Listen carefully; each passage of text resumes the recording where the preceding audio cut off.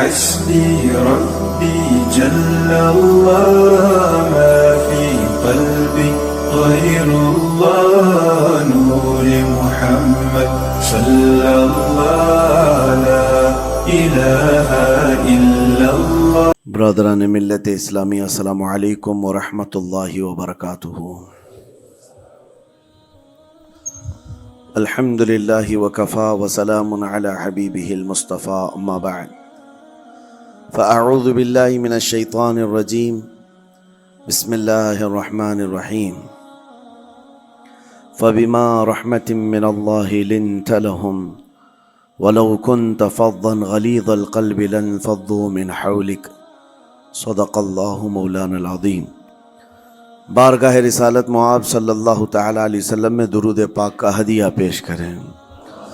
اللہم صلی علی سیدنا و مولانا محمد معدن الجود والکرم وآلہ واصحابہ الکرام وابنہ الکریم وبارک وسلم صلاة دائمتا سرمدا ابدا. عزیزان گرامی وقار، انسان کو اللہ تبارک و تعالیٰ نے جو خصوصیات عطا کی ہیں، اس میں خاص طور پر زبان اور بیان کی خصوصیت بہت اہم ہے. شیخ سعدی رحمۃ اللہ تعالی علیہ فرماتے ہیں، تا مرد سخن نہ گفتہ باشد، عیب و ہنرش نہ ہفتہ باشد. جب تک آدمی بات نہیں کرتا، اس کی اچھائی بھی چھپی رہتی ہے، برائی بھی چھپی رہتی. انسان اپنے کلام سے، اپنی بات سے سمجھ میں آ جاتا ہے کہ کس کیٹیگری کا ہے، کس لیول کا ہے. اس کی گفتگو کے آداب اس کی حقیقت بتاتے ہیں، بلکہ یہاں تک کہ اس کے نسب کا بھی پتہ لگا لیا جاتا ہے اور اس کی تربیت کا بھی اندازہ ہو جاتا ہے. حضرت لقمان حکیم سے پوچھا گیا نیکی کس کا نام ہے، تو آپ نے فرمایا دو چیزیں اور بہت چھوٹی ہیں. نیکی دو چیزیں ہیں جو بہت چھوٹی ہیں. کہا کیا ہے؟ کہا کہ ملاقات میں لوگ اپنے بھائیوں سے مسکرانا اور نرم گفتگو کرنا. ساری نیکیوں کی جڑ ہے یہ نرم گفتگو کرنا اور لوگوں سے خندہ پیشانی کے ساتھ مسکرا کر ملاقات کرنا. لیکن میرے عزیزو، یہ دو چیزیں بناوٹی تو بہت سارے لوگوں کے ساتھ آ سکتی ہیں. اخلاق تصنع جس کو کہتے ہیں، تکلف کے ساتھ بہت سارے لوگوں کے ساتھ آ سکتی ہیں. لیکن حقیقت میں جس انسان کی طبیعت میں یہ دو چیزیں ہونی چاہیے، وہ کب سمجھ میں آتی ہیں؟ اس وقت جو مولا علی کرم اللہ وجہہ الکریم نے فرمایا، کسی انسان کو اس کی حقیقت دیکھنا ہو تو غصے کے عالم میں اسے دیکھو. وہ اپنے آپے سے باہر ہوتا ہے یا اپنے مزاج کے خلاف کس طرح بات کو سن کر کے تحمل رکھتا ہے. سب سے بڑا پہلوان وہ ہے جس نے اپنے غصے کو کنٹرول کیا اور اپنی زبان پر قابو پا لیا. ورنہ یہ وہ لمحہ ہے جب انسان پھٹ پڑتا ہے، جو دل کے اندر ہے سب کہہ جاتا ہے. آپ کو میں بتاؤں، نبی کریم صلی اللہ تعالیٰ علیہ وسلم کے عظیم اخلاق کریمہ، بخاری شریف کی حدیث ہے، حضور مسجد نبوی میں تشریف فرما ہے. اس وقت مسجد نبوی، آج ہو سکتا ہے آپ کے ذہن میں جو امیج ہے مسجد نبوی کی، بہت بڑی عالی شان مسجد، لیکن وہ زمانہ نبوی میں اس طرح کی نہیں ہے. کچی دیواریں تھی، اوپر چھپر کے چھت پڑے ہوئے تھے اور مٹی کی زمین تھی. یہ مسجد نبوی کی شکل اس زمانے میں حضور اکرم صلی اللہ تعالیٰ علیہ وسلم اپنے صحابہ کے ساتھ بیٹھے ہیں. ایک دیہات کا رہنے والا شخص آیا. ایک بات یاد رکھیں کہ دیہات میں، گاؤں میں رہنے والوں کے اخلاق اور تمیز میں بڑا فرق ہوتا ہے. ان کے ہاں آداب کی کمی ہوتی ہے. وہ شخص آیا اور مسجد نبوی میں آ کر حضور صلی اللہ علیہ وسلم سے کچھ بات چیت کیا اور تھوڑی دیر کے بعد مسجد میں ہی کھڑے ہو کر پیشاب کرنا شروع کیا. بخاری شریف میں یہ حدیث موجود ہے. جب مسجد نبوی میں کھڑے ہو کر پیشاب کرے تو صحابہ اکرام سب دیکھ کر کے دوڑانے لگ گئے، خذوہ خذوہ، پکڑو اس کو، پکڑو اس کو. اور صحابہ دوڑاتے تھے، وہ پیشاب کرتے ہوئے بھاگتا تھا پوری مسجد میں. نبی پاک صلی اللہ تعالی علیہ وسلم نے فرمایا دعوہ، چھوڑ دو اس کو، کر لینے دو. پیشاب کر رہا ہے مسجد میں، چھوڑ دو اس کو۔ جب وہ صحابہ اکرام حضور کا حکم سنتے ہیں سب پیچھے ہٹ گئے۔ تھوڑی دیر کے بعد نبی کریم صلی اللہ تعالیٰ علیہ وسلم نے صحابہ سے فرمایا پانی کے ڈول بھر کر کے لائے جائیں۔ صحابہ سے ہی منگوایا، پانی کے ڈول بھر کر کے لائے گا اور مسجد نبوی کے میدان میں فرش پر بہایا گیا اور صاف کیا گیا۔ اب وہ شخص نہایت ہی ڈرا سہما کھڑا تھا، میرے ساتھ کیا ہوگا پتہ نہیں، میں نے پیشاب کیا، اب مجھے یہ لوگ قتل کر ڈالیں۔ نبی کریم صلی اللہ تعالیٰ علیہ وسلم نے قریب بلایا اور فرمایا، نہایت نرم گفتگو کے ساتھ حضور فرماتے ہیں یہ اللہ کا گھر ہے، یہاں پیشاب نہیں پیشانیاں رکھی جاتی ہیں۔ بس یہ جملہ ہے، بخاری شریف میں موجود ہے، یہاں عبادت کی جاتی ہے۔ اتنا کہہ کر رخصت ہو گئے، رخصت کر دیا۔ وہ دیہات سے آیا ہوا جو نوجوان تھا یا شخص تھا، باہر نکلتے ہی وہ کلمہ طیبہ پڑھ کر حضور کی غلامی میں شامل ہوا۔ میں نے وہ بلند عالی اخلاق نہیں دیکھے۔ نبی کریم صلی اللہ علیہ وسلم کے بارے میں قرآن کہتا ہے فَبِمَا رَحْمَةٍ مِّنَ اللَّهِ لِنْتَ لَهُمْ، اللہ کی رحمت سے آپ لوگوں کے لیے نرم ہیں، اس لیے لوگ آپ کے ارد گرد لگے ہوئے رہتے ہیں۔ وَلَوْ كُنْتَ فَظًّا غَلِيظَ الْقَلْبِ لَانفَضُّوا مِنْ حَوْلِكَ، اے رسول اگر آپ سخت دل ہو جائیں تو پھر یہ سب چھٹ جائیں گے، آپ سے دور ہو جائیں گے۔ اس رسول کے لیے جب کہا گیا ہے کہ اگر آپ سخت ہو جائیں تو لوگ چھوڑ کر کے دور ہو جائیں گے، تو ہمارے اور آپ کے لیے کس قدر لہجے کی پابندی ضروری ہے۔ ہاں عزیزان گرام وقار، اپنی گفتگو، اپنے کلام، اپنی بات چیت سے آپ اپنے سلیقے بتاتے ہیں۔ گالی گلوچ کرتے ہوئے جن کی صبح شامیں ہوتی ہیں ان کو دیکھ کر کے ہی پہچان میں آ جاتا ہے کس گھر سے یہ تعلق رکھتا ہے، کہاں ان کی تربیت ہوئی ہے، کس طرح ان کے آداب سکھائے گئے۔ اسی لیے میرے عزیزو، بچوں کو آوارہ بھی نہ چھوڑ دینا کہ وہ اپنی زبان گلی کوچوں سے سیکھ کر کے جائیں۔ کل کو ہوگا یہ کہ اس کی زبان کی وجہ سے لوگ تمہیں تان و تشنیع کریں گے، اس کا باپ ایسا ہوگا اس لیے بچہ ایسا ہے، اس کی ماں اس طرح ہوگی اس لیے اس کی گفتگو ایسی ہے۔ کیونکہ موسٹلی زیادہ طور پر بچے اپنے ماں باپ کے اخلاق کو نقل کرتے ہیں، ٹرانسفر ہوتی چلی جاتی ہیں۔ ایک بار حضور اکرم صلی اللہ تعالی علیہ وسلم مسجد نبوی سے باہر نکل کر جا رہے ہیں۔ توجہ میرے عزیزو، اخلاق کہاں دکھانے چاہیے اور ہماری بات چیت کے انداز ہمیں کہاں ہونا چاہیے میں آپ کو بتاؤں۔ حضور تشریف لے کر جا رہے ہیں، صحابہ اکرام کھڑے تھے حضور کے اطراف۔ مدینہ طیبہ کی ایک بوڑھی خاتون جس کا ذہنی توازن کھویا ہوا ہے، یعنی وہ دماغی طور پر ڈسیبل ہے، اور وہ آئی جا رہی تھی۔ لوگ جب بھی اس کو دیکھتے راستہ کاٹ لیتے، وہ جس کو بھی پکڑتی تھی سنانا شروع کرتی تھی، جو منہ میں آئے بکنے لگ جائے، اور لوگوں کو تنگی محسوس ہونے لگتی۔ صحابہ نے دیکھا کہ یہ عورت آ رہی ہے، حضور کی طرف آ رہی ہے، سب نے حضور صلی اللہ علیہ وسلم کو گھیر لیا، اس کا راستہ روکنے کے لیے اب آئے گی۔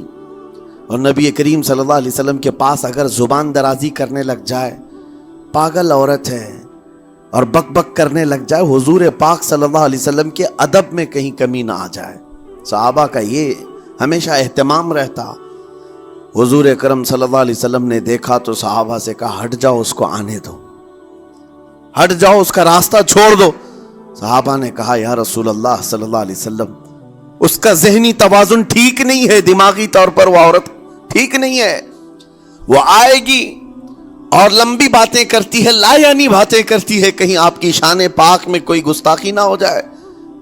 صحابہ روک رہے تھے، حضور پاک صلی اللہ علیہ وسلم نے سختی سے فرمایا، ارشاد فرمایا ہٹ جاؤ، اس کا راستہ چھوڑ دو، مجھے پتا ہے پورے مدینے میں اس کی کوئی نہیں سنتا، میں بھی نہ سنوں تو کس کو سنائے گی، اگر میں بھی نہ سنوں تو وہ کس کو سنائے گی۔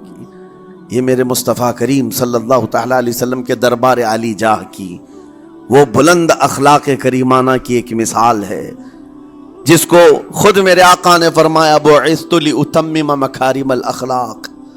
عزیزان اکرام وقار، لوگوں کے آج حالات ایسے ہیں کہ اچھے لوگوں کے ساتھ اخلاق الگ دکھائے جاتے ہیں، چھوٹے لوگوں کے ساتھ اخلاق الگ دکھائے جاتے ہیں۔ سٹیٹس کا آدمی ہو تو اس کے ساتھ ملنے کے طریقے الگ ہیں، اور غریب کوئی آ جائے، فقیر کوئی آ جائے تو اس سے ملنے کا انداز الگ ہو جائے۔ یہ نہ ہو، یہ ہم سب کے لیے نصیحت ہے۔ اسی ممبئی کی سرزمین پر میں آپ کو بتاؤں، ایک ماہم شریف میں بزرگ حاجی صاحب ہوا کرتے تھے، آج سے تقریباً 10-12 سال پہلے کی۔ وہ کئی لوگوں سے ایک سوال کرتے تھے پکڑ پکڑ کر کے کہ میرا ایک سوال ہے، آپ جواب دیں گے، میرا ایک سوال ہے۔ کئی علماء سے انہوں نے پوچھا، مجھ سے بھی انہوں نے، جب میں نیا تھا مصر سے پڑھ کر کے آیا تھا، میرے پاس آ کر کہا کافی سالوں سے میرے ذہن میں ایک سوال ہوتا ہے، میں آپ سے بھی پوچھنا چاہتا ہوں۔ کہا بتائیے کیا ہے؟ کہا میں حضور سرکار مجاہد ملت رحمت اللہ علیہ کا مرید ہوں۔ علامہ حبیب الرحمن مجاہد ملت، رئیس اعظم اڑیسہ، جن کے خدمات جلیلہ آج ہو سکتا ہے نئی جنریشن کو نہ معلوم ہو، ان کا لقب ہے مجاہد ملت، جنہوں نے سنیت کی بقا کے لیے اپنا تن من دھن سب قربان کیا تھا۔ وہ مجاہد ملت عظیم بزرگ ولی کامل ہے۔ فرما یہ حاجی صاحب کہتے ہیں کہ میں ایک نارمل آدمی تھا، کڑیا تھا، یعنی گھر بنانے کا کام کرتا تھا۔ جب وہ ممبئی تشریف لاتے تو دوڑ کر کے ہر جگہ سے لوگ ملنے آتے، میں بھی گیا تھا، اور اس وقت میں جوان تھا۔ حضور مجاہد ملت رحمت اللہ علیہ کی بات وہ بتا رہے ہیں کہ لوگ لائن لگا کر کے مصافحہ کر رہے تھے، مل رہے تھے۔ جب مل رہے تھے تو پھر میرا نمبر آیا، میں ملنے کے لیے گیا۔ بزرگوں کے سب ہاتھ چومتے ہیں، یہ ہمارے سنیوں کے طریقے ہیں۔ ادب، علماء ذوی الاحترام کے ہاتھوں کا بوسہ لینا یہ مستحسن ہے، یہ ہمارے آداب میں سے، معمولات اہل سنت میں سے۔ تو جب سب لوگ ان کے دست بوسی کر رہے تھے، ہاتھ چوم رہے تھے، میں بھی قریب گیا، اور جب میرا نمبر آیا میں ہاتھ چومنے کے لیے گیا تو انہوں نے میرا ہاتھ لے کر خود ہی چوم لیا۔ وہ بزرگ عالی جاہ ولی کامل جن کو دنیا مجاہد ملت کہتی ہے، میرا ہاتھ انہوں نے چوم لیا، اور میرے اندر ایسی پشیمانی تھی کہ میں کیا کروں سمجھ میں نہیں آیا۔ میں ایک معمولی سا کڑیا، اور کہاں ان کا مقام، کہاں میرا۔ تو اس کے بعد وہ اس بے چینی میں رہتے تھے کہ ایسا کیوں کیا، ایسا کیوں کیا، کیونکہ پوچھنے کا موقع ہی نہیں ملا۔ ایک بزرگ تھے، انہی کے خلیفہ تھے حضور مجاہد ملت کے، انہوں نے اس کا جواب دیا۔ میرے عزیزوں کیا بہترین جواب تھا۔ حضرت مجاہد ملت رحمت اللہ تعالی علیہ یہ چاہتے تھے کہ ہزاروں لوگ ہماری تعظیم کرتے ہیں تو کہیں ہمارے دماغ میں بادشاہت کا خیال نہ آئے، ہم غریب اور فقیر کا ہاتھ چوم کر اپنے نفس کی مخالفت بھی کرتے ہیں۔ اخلاق کریمانہ دکھانے کے لیے سٹیٹس والوں کے ساتھ ہی نہیں، غربا فقراء کے ساتھ بھی وہ اخلاق ہوں۔ نبی کریم صلی اللہ تعالی علیہ وسلم کے وہ آداب آج اگر آپ اپنا لیں، بہت ساری کڑوی چیزیں ویسی ختم ہو جائیں۔ آج ممبئی کی سرزمین پر سب سے بڑا یہ چیلنج ہے بات کرنے میں، نوجوانوں کے تو آج پارے چڑھے ہوئے ہوتے ہیں، ان سے کوئی بھی بات کر لے، جس تیور میں یہ بات کرتے ہیں ایسا لگتا ہے کہ ابھی لڑائی ہو جائے گی، ابھی جھگڑا ہو جائے گا۔ اس کی عادت سی بن گئی ہے۔ آپ کو پتہ ہے فرمایا گیا، عربی کا قول ہے، جراحت السنان لها التیام ولا یلتام ما جرح اللسان۔ تلوار سے، چاقو سے دیا ہوا زخم سوکھ سکتا ہے، زبان سے دیا ہوا زخم کبھی نہیں سوکھتا۔ زبان سے دیا ہوا زخم نہیں سوکھتا۔ بولنے سے پہلے 1000 بار اس بات کو خیال ہونا چاہیے کہ میں جس کو بول رہا ہوں کہیں اس کا دل چھلنی تو نہیں ہو جائے۔ میری زبان یہ ہوتی 50 گرام کی چھوٹی زبان ہے، لیکن بڑے بڑے لوگوں کے کلیجے چیر کر رکھتی ہے، بڑے بڑے لوگوں کے دلوں میں سوراخ کر کے رکھتی ہے، زخمی کر کے رکھتی ہے اس کا استعمال۔ اسی لیے روایت میں ملتا ہے کہ جب انسان صبح کرتا ہے تو سارے اعضاء، ہاتھ پیر آنکھ کان ناک، سارے اعضاء سب سے پہلے زبان سے یہ عرض کرتے ہیں، اس کی پناہ مانگتے ہیں، کہتے ہیں آج تو صحیح سلامت رہے گی تو ہم سب صحیح سلامت رہیں گے، اور اگر تو پھسل گئی تو عذاب ہم پر بھی ہوگا. زبان بولتی ہے، مار کسی اور کو پڑتی ہے.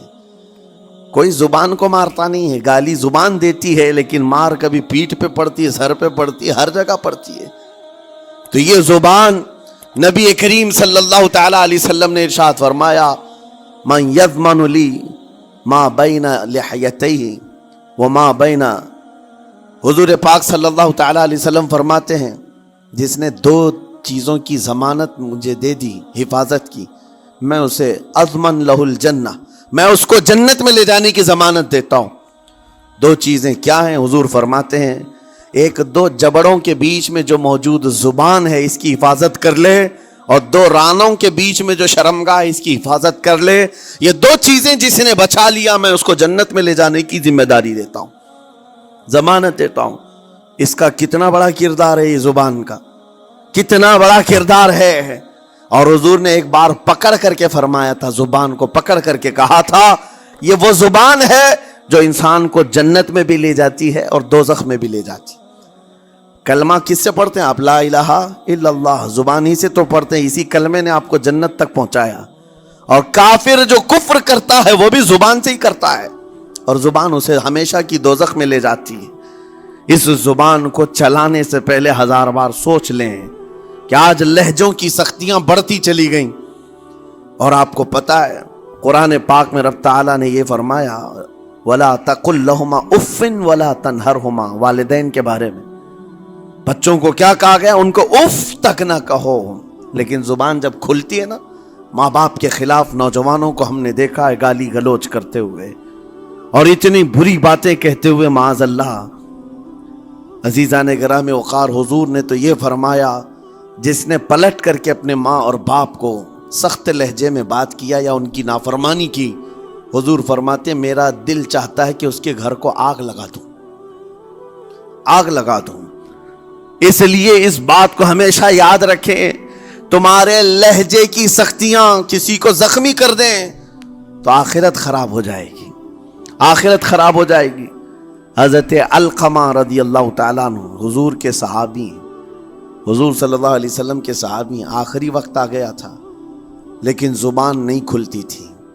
ان حضور پاک صلی اللہ علیہ وسلم کے پاس سفارش لائی گئی کہ آپ کے وہ ساتھی ہیں، انتقال کر رہے ہیں، لیکن زبان پر کلمہ بھی نہیں آتا.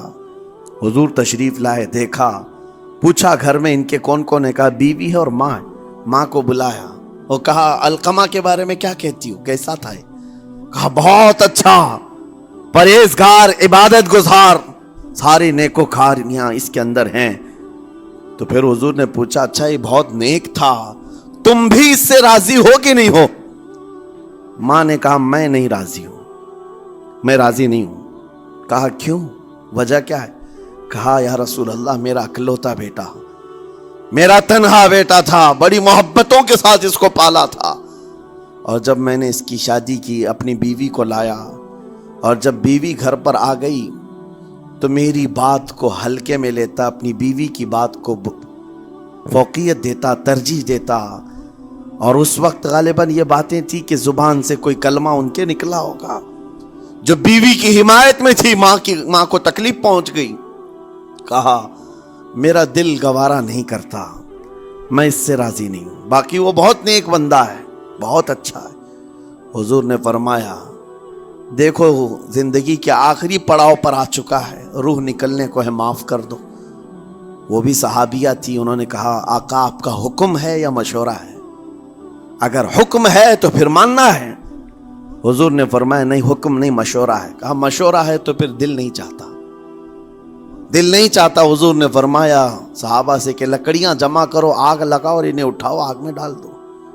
آگ دہکائی گئی تو ماں کی ظاہر سی بات ہے ممتا بے چین ہو گئی. کہا ان کو میرے سامنے آگ میں ڈالیں گے؟ کہا ہاں، اس سے بہتر ہے کہ وہاں جلے گا، یہاں جلے.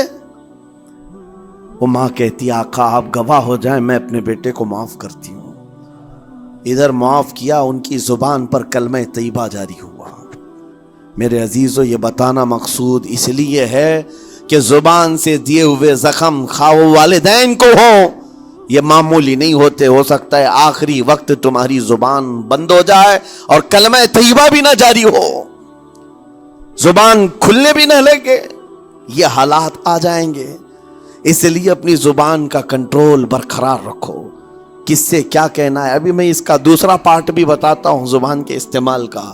یہ نرمی لہجے کے اندر ہونا بہت ضروری ہے، لیکن کچھ جگہوں پر سختی کی اجازت ہے، لیکن وہ مقامات الگ ہیں۔ نرم لہجہ حضور پاک صلی اللہ تعالی علیہ وسلم کے فرامین میں سے ہے۔ ایک بات بڑی بغداد مقدسہ میں نے ایک ولی پاک کی زیارت کی، ان کے آستانے پر بھی میں ابھی بیان کیا تھا۔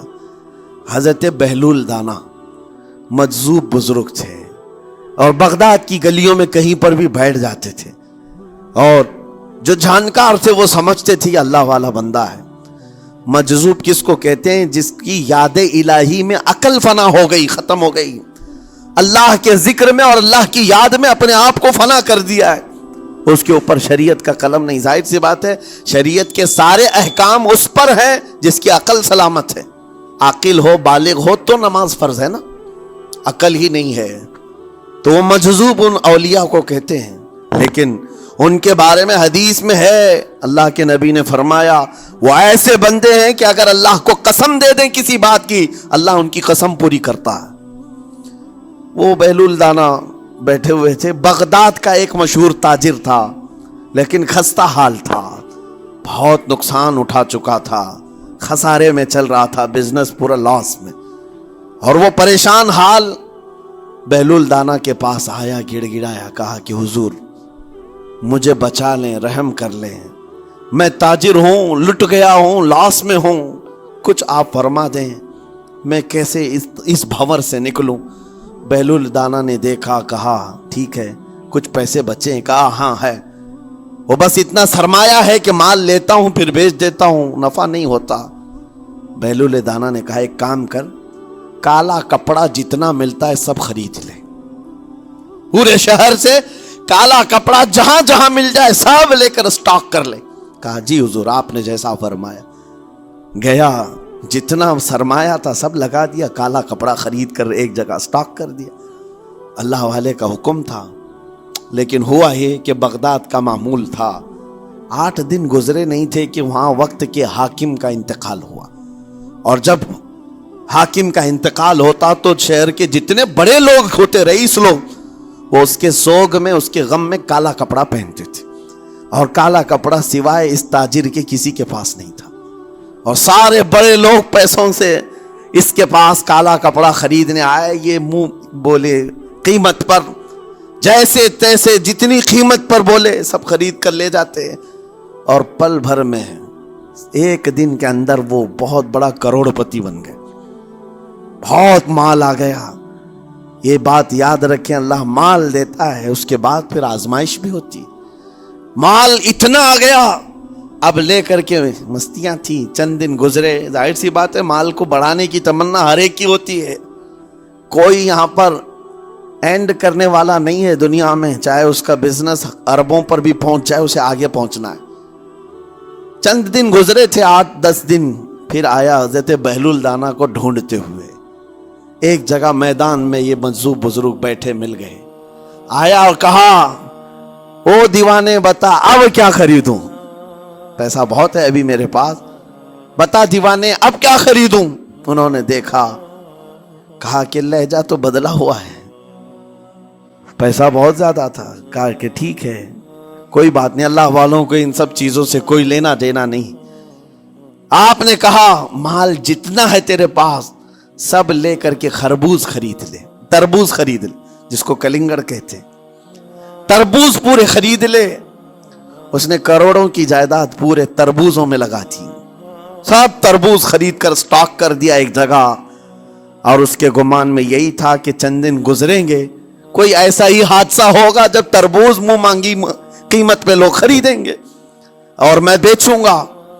پورا مال تربوز میں لگایا، 2 دن 4 دن 6 دن 8 دن گزرے، کوئی حادثہ نہیں، ادھر تو تربوز سڑنے لگ گئے، وہ تو زیادہ دن سٹاک نہیں کیے جا سکتے، سڑن شروع ہو گئی، پھر تھوڑے دنوں کے بعد پورے کے پورے سڑ گئے، کروڑوں کا مال تربوز میں سڑ کے چلا گیا، وہ بیچ بھی نہیں سکا، کچھ نہیں کر سکا، واپس چیختا چلاتا اسی حالت میں آیا، پہلے سے بھی زیادہ بدتر حالت میں آ گیا ہوں۔ دوڑتے ہوئے آیا، حضرت بہلول دانا کو ڈھونڈتے ہوئے، کہاں ہیں؟ وہ اسی جگہ بیٹھے ہوئے مٹی میں بیٹھے رہتے تھے۔ قریب آیا اور کہنے لگا کہ آپ نے میرے ساتھ ایسا کیوں کیا بہلول؟ بہلول دانا نے کہا کیا ہوا؟ کہا میں تو لٹ گیا، تربوز میں پیسے لگائے آپ کی وجہ سے اور پورے سڑ گئے۔ بہلول دانا نے کہا میں نے تو کچھ نہیں کیا، پہلے تو تجھے نفع ملا تھا وہ تیرے لہجے کی وجہ سے، اب خسارہ ہوا ہے تیرے لہجے کی وجہ سے۔ پہلے جو آیا تھا بات کرنے کے لیے اس وقت تیری تمیز الگ تھی، تیری تہذیب الگ تھی، اخلاق الگ تھی، گڑ گڑا کر کہا تھا کہ میں لٹ گیا ہوں آپ رحم کر دیں۔ دوسری بار آ کر کے کیا کہا؟ او دیوانے بتا کیا خریدوں؟ لہجہ بدل گیا تو پوری حیثیت بدل گئی۔ زبان ہماری اونچائی پر بھی لے جاتی ہے اور نیچے بھی لے آتی ہے۔ اس بات کو ہمیشہ ملحوظ رکھیں کہ اس زبان سے بہت سارے لوگ نفع بھی اٹھاتے ہیں، بہت سارے لوگوں کو نقصان بھی ہوتا ہے۔ لیکن ساتھ میں یہ بات بھی عرض کروں، نرم گفتگو کرنے کا عادی ہر ایک کو ہونا چاہیے، نرم گفتگو کرنے کا عادی ہر ایک کو ہونا چاہیے، اس کی نیکیوں کی علامت ہے، اس کے اخلاق کی علامت ہے۔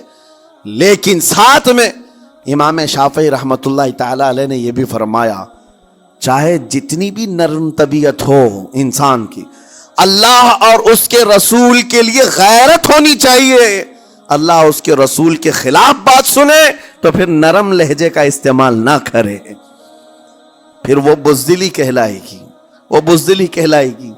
آج میں ایک بات یہ بھی بتا دوں، بہت سارے لوگ یہ سمجھتے بھی ہیں، ابھی چند دن قبل میں ماررہ مطہرہ میں بیان کیا اخلاق کے، اولیاء اکرام کے مذہب و مسلک پر، اور پچھلے 15 سالوں سے میں نے بہت سارے خطابات کیے ہیں اخلاق پر، معاشرے کی برائیوں پر، لیکن ابھی چونکہ چند دنوں میں جلسے پروگرام بہت سارے ہو گئے اور عظمت ناموں سے رسالت پر زیادہ گفتگو ہونے لگی تو لوگوں میں ایک امیج الگ بیٹھی ہوئی ہے۔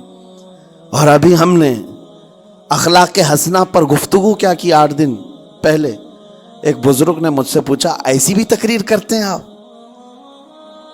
آپ ایسی بھی تقریر کرتے ہیں، یعنی نرم گفتگو بھی کرتے ہیں؟ مطلب یہ ہے کہ ہماری امیج ایسی بنا کر رکھیں کہ ہم ہر وقت چلاتے ہی رہتے ہیں، ہر وقت للکارتے ہی رہتے ہیں۔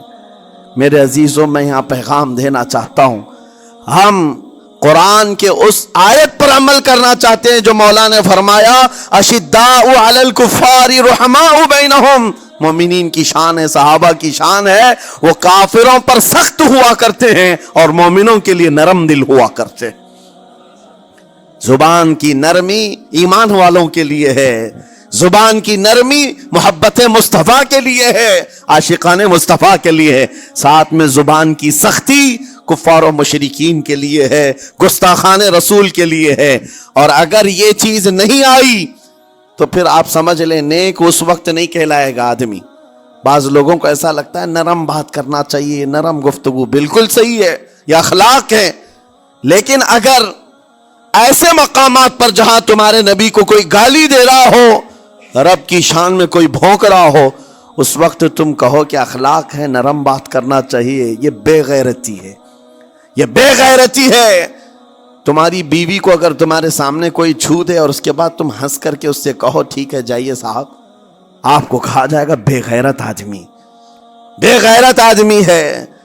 انسان کو اپنی بیوی، اپنی بیٹی، اپنی ماں پر بھی غیرت ہوتی ہے، وہ سنتا نہیں ہے، یہ پیدائشی ہے، فطرت ہے انسان کی۔ اور مومن کی شان یہ ہے سب سے بڑی غیرت اس کے لیے اللہ اور اس کے رسول کے لیے ہوا کرتی ہے، اللہ اور اس کے رسول کے لیے۔ ماں اور باپ کو گالیاں ایک وقت میں برداشت کر بھی لے جائے، لیکن اللہ اور اس کے رسول کی شان میں وہ ہرگز برداشت نہ کرے، یہ ایمان کی علامتوں میں سے ہے۔ بہرحال میں نے زبان کے دونوں استعمال آپ کو بتائے، سخت لہجے بھی ہیں، نرم لہجے بھی ہیں، لیکن جب آپ کا پالا کسی گستاخ سے نہ پڑے تو ہمیشہ نرم گفتگو کرنے کے عادی بنے۔ مومنین میں نرم لہجے کا اختیار ہمیشہ رہے، اس سے اخلاق آپ کے بتائے دکھائے جاتے ہیں، اس سے آپ کے اخلاق معلوم ہوتے ہیں۔ ساتھ ہی معاشرے میں نرمی اور محبت کا ماحول بھی قائم ہوتا ہے۔ ڈانٹنے کے طریقے بھی میں آپ کو بتاؤں۔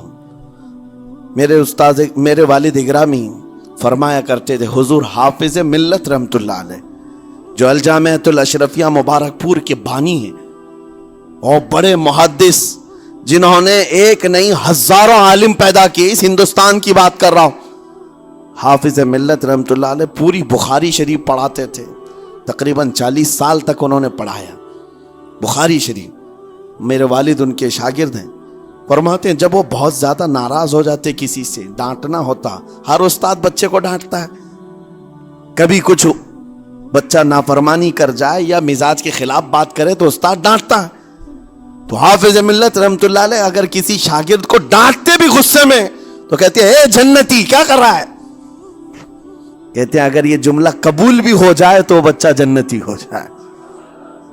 لہجے کی یہ استعمالات اولیاء سے سیکھو میرے عزیزو۔ غصے پر کنٹرول اس وقت تمہارے اخلاق معلوم ہوتے ہیں جب تمہارا غصہ عروج پر ہوتا ہے، اس وقت تمہاری حقیقت لوگوں کے سامنے آتی ہے۔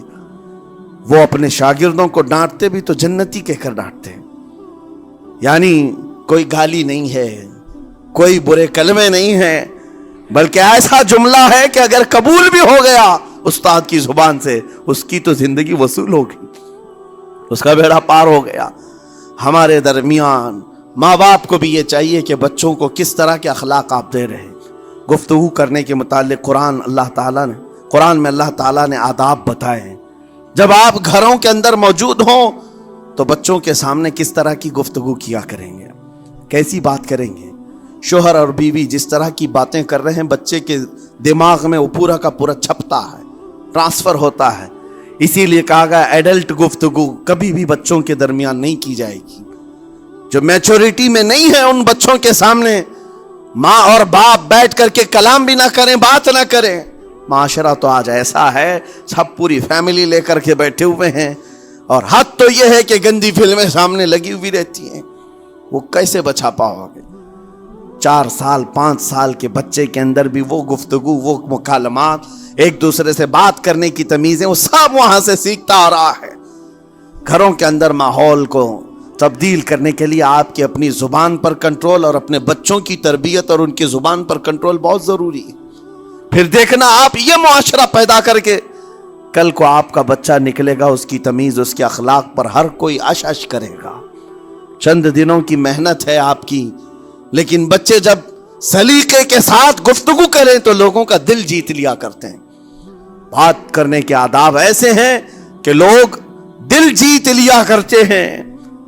یہ میرے استاد گرامی مصر کے رہنے والے تھے، جب خطابت ہمیں سکھا رہے تھے گفتگو کرنے کے آداب، تقریر کرنے کے آداب، تو ایک امام غزالی کا قول تھا کلم الناس علی قدر عقولہم، لوگوں سے ان کی عقل کے مطابق بات کرو۔ اس پر وہ سمجھاتے ہوئے ہمیں ٹریننگ دیتے تھے اور کہتے تھے کہ تمہارے پاس آنے والے کئی طرح کے لوگ ہوں گے، اگر تم امام ہو، اگر داعی ہو، خطیب ہو، مقرر ہو، کوئی غریب گھر سے، کوئی بڑے امیر گھر سے، کوئی پڑھا لکھا آئے گا، کوئی جاہل ہوگا، کوئی بدتمیز بھی ہوگا، کوئی نیکوکار، کوئی گنہگار، سب طرح کے مکس مجموعہ تمہارے پاس ہوگا۔ ان سے خطاب کرنا، ان سے بات کرنا، کس انداز سے بات کرو گے، کیسے ان سے کلام کرو گے۔ میرے عزیزو، یہ ہمارا اپنا ہنر نہیں ہے۔ ہم جو آپ کے سامنے گفتگو کر رہے ہیں یہ ہمارا فن نہیں ہے، یہ اپنا پیدا کیا وہ ہنر نہیں ہے۔ ہمیں سکھایا گیا تھا صرف اور صرف آپ کو اس مجمع سے اور یہ آئے ہوئے جمع غفیر سے بات کرنے کے لیے ایک ہی اسلوب اپنانا ہے، دیکھنا ہے کہ رسول اللہ کیسے بات کیا کرتے تھے۔ میرے آقا صلی اللہ تعالی علیہ وسلم کا اسلوب اپناؤ۔ حضور کے خطبے دیکھو، حضور جب خطاب کرتے، ظاہر سی بات ہے مسجد نبوی میں اس وقت بھی لوگ، ہر طرح کے لوگ آتے، دیہات کے بھی تھے، شہر کے بھی تھے، اعلیٰ دماغ والے لوگ اور کئی الگ الگ قسم کے لوگ آتے۔ حضور کا خطاب سب کے لیے تھا۔ عزیزان گرامی، ان سنتوں پر عمل کر کے آج آپ اپنے لہجے کو بہتر بنا سکتے ہیں۔ بس میری گفتگو کا خلاصہ یہی ہے کہ اللہ تعالیٰ ہمیں زبان کا صحیح استعمال عطا فرمائے، ورنہ یہ زبان کی سختیاں اور اس کی کڑواہٹ ہمیں دوزخ میں بھی لے جاتی ہے۔ دوزخ تک لے جا سکتی ہے۔ اللہ تعالیٰ اس کی مکاریاں، اس کی عیاریاں اور اس کی شرانگیزیوں سے ہم سب کی حفاظت فرمائے۔ ساتھ میں یہ بھی میں بتا دوں، وہ زبان پاک نہیں بولتی، وہ زبان پاک نہیں بولتی جو حلال نہیں کھاتی۔